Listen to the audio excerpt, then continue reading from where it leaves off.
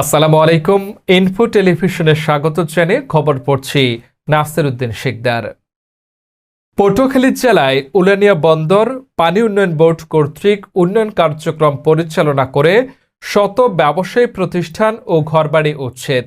দিশেহারা উলানিয়া ব্যবসায়ী আজ শুক্রবার সাপ্তাহিক বাজারের চিত্রই বলে দেয় এই বাজারটি কতটা গুরুত্ব বহন করে। বিস্তারিত ভিডিও চিত্রে।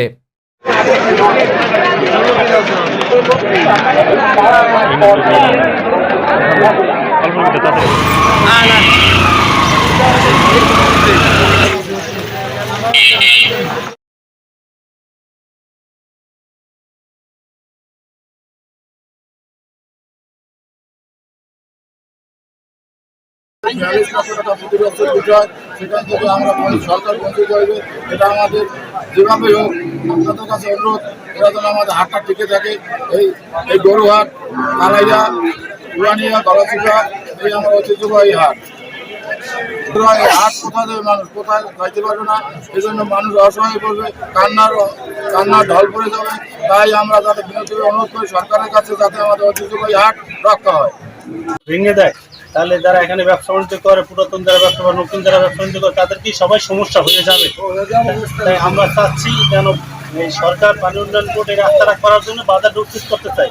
আমরা চাচ্ছি যেন বাজারটা উচ্ছেদ না করিয়া সরকার যতটুকু লাগে ততটুকু পরিমাণ যদি নেয়, এবং আমরা যেন যারা আছি ব্যবসা বাণিজ্য করে খাই, যেন আমরা মোটামুটি ব্যবসা বাণিজ্য করে খেতে পারি এবং টিকে থাকি।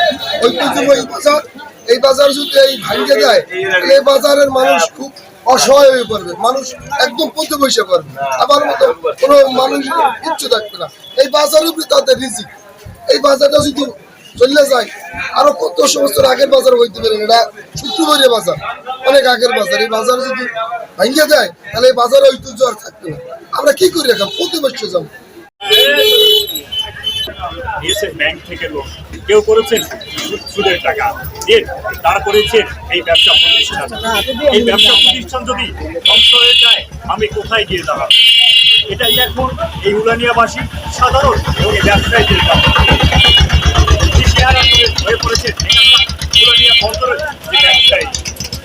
এদের দাবি একটাই, আমরা ঊর্ধ্বতন কর্তৃপক্ষের কাছে সুদৃষ্টি কামনা করি, যাতে করে এই উলানিয়া বন্দরটি যেন উচ্ছেদ না হয়।